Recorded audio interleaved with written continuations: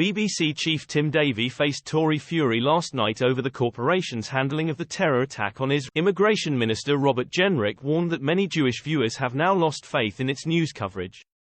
Mr. Jenrick told the Director General, "I've never been so disappointed in the BBC as I have been this past fortnight. I worry that the organisation has lost the confidence of many people and in particular the British Jewish community.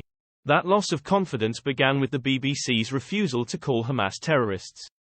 Will you reconsider that, and change your editorial policy?" But Mr. Davie defended the corporation's coverage and told the 1922 Committee of Conservative MPs he is not planning to make changes. The BBC has faced a backlash of its coverage of the aftermath of the October 7 terror attack for refusing to label Hamas as terrorists.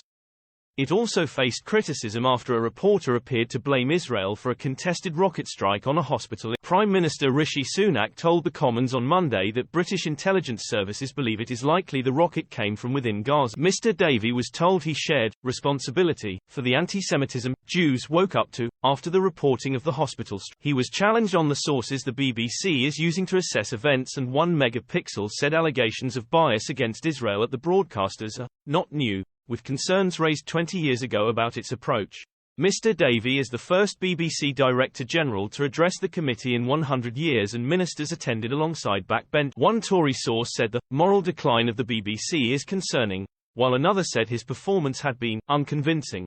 Conservative Jonathan Gullis, who wants an independent inquiry into the coverage, said MPs respected Mr. Davie for turning up to answer their questions, but said his standing did not improve as a result of the session.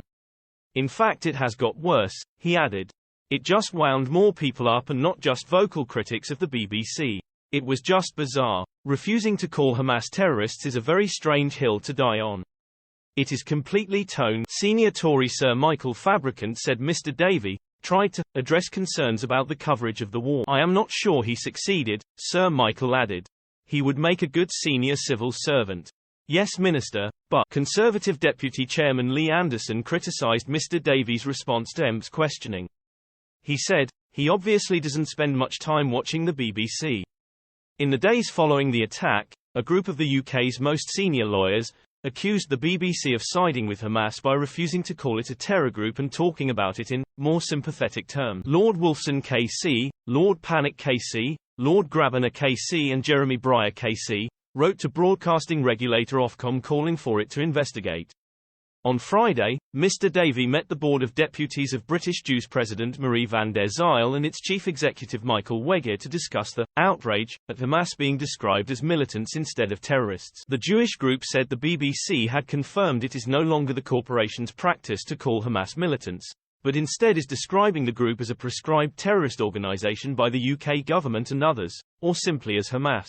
Mr. Davie's appearance before the 1922 committee was arranged before the October 7 terror attack on Israel.